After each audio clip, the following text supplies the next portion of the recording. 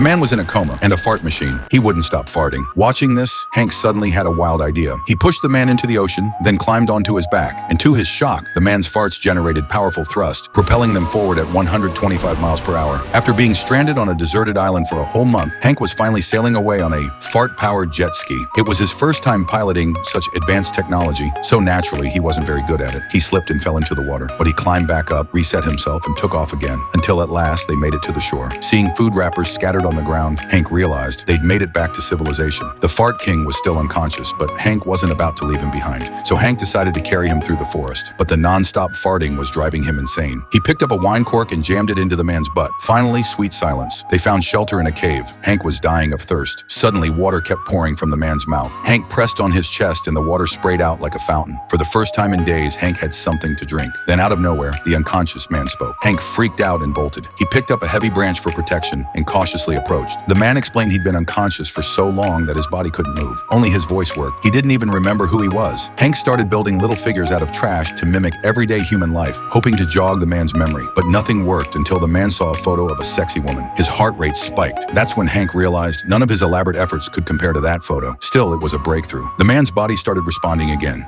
He could even twitch a little. That night, just as they were settling into sleep, a brown bear suddenly clamped down on Hank's leg. It started dragging him into the forest. Hank was terrified. The man saw what was happening and began dragging himself forward to help. The bear turned its attention to him and slowly approached. In that critical moment, the man threw himself onto the campfire and yanked out the cork. Fart met flame. Boom! The explosion sent the bear running in terror. They had just barely survived. Now Hank was injured, and it was the man's turn to drag him forward. Eventually, they made it out of the forest and Hank was rescued. But then the police gave him shocking news. The man had actually been dead all along. They believed everything Hank experienced was just a delusion. They tried to take him away, but Hank refused to believe it. He grabbed the man and dragged him toward the ocean. Cops and reporters swarmed the scene. Hank tried to prove the man was alive, but he didn't move an inch. For the first time, Hank started to doubt himself. Maybe it really was all in his head. Just as the handcuffs snapped shut around his wrists, the man began to vibrate. Everyone stood there, stunned, watching his body twitch uncontrollably. Only Hank knew what was really happening. The fart engine was starting up. A second later, the man blasted into the ocean at 125 miles per hour, right in front of everyone. He lifted his head and looked back at Hank as if saying goodbye.